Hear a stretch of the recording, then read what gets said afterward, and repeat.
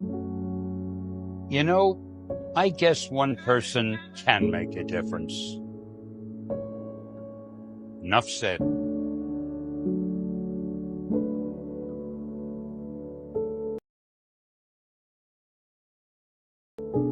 I was told to say an anecdote. Anecdotes are easy.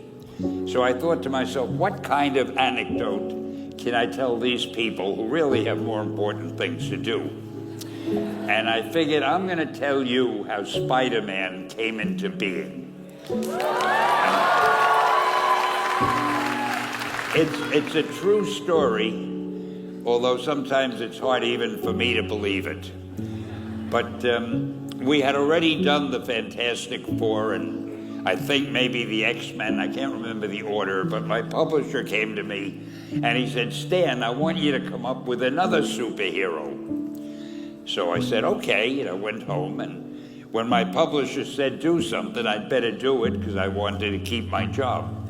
I thought, what can I come up with now? And the most important thing in a superhero at first is the superpower. Once you get that, everything else comes along. So I thought, what power will I give a new guy? And I saw a fly crawling on the wall.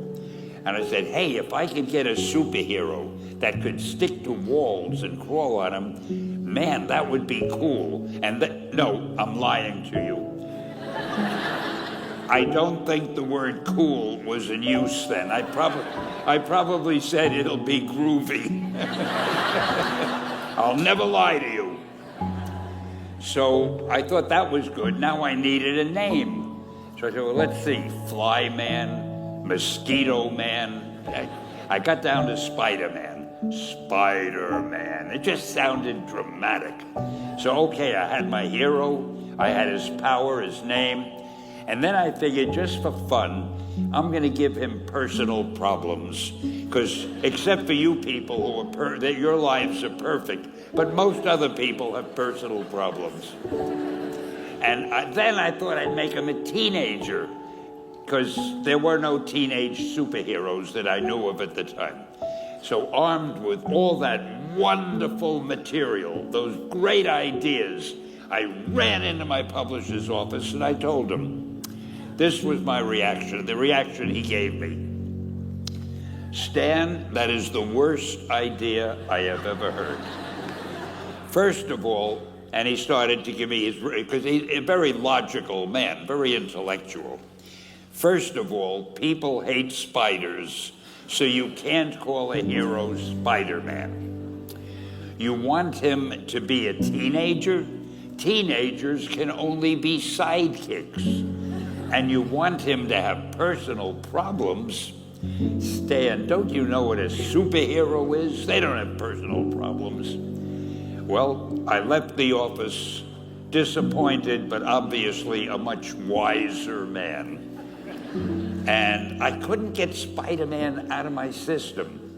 So we were about to kill a magazine. I think it was called Amazing Fantasy. It wasn't selling well, and we were sending the last issue to press.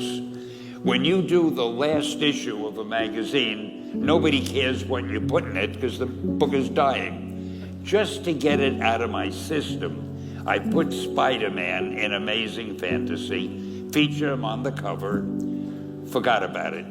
A month later, all the sales figures came in. My publisher came racing into my office. Stan, you remember that character we both loved so much, Spider-Man? He said, let's do him as a series. Now, why am I telling you this? Besides the fact that I have to kill a little time.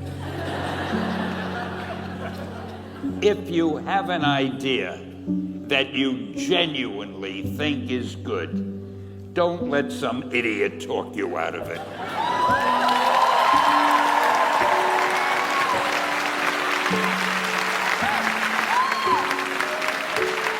Now, that doesn't mean that every wild notion you come up with is going to be genius. But if there is something that you feel is good, something you want to do, something that means something to you, try to do it. Because I think you can only do your best work if you're doing what you want to do, and if you're doing it the way you think it should be done, and if you can take pride in it after you've done it, no matter what it is, if you can look at it and say, I did that, and I think it's pretty damn good, that's a great feeling. I'm Stan Lee.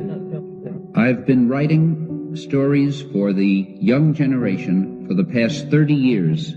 During this time, I think I've learned a lot about what young people think. More importantly, I think I've learned a lot about what young people are. We're going to try to present a voice that somebody will listen to. The voice is needed. We hope it will be ours.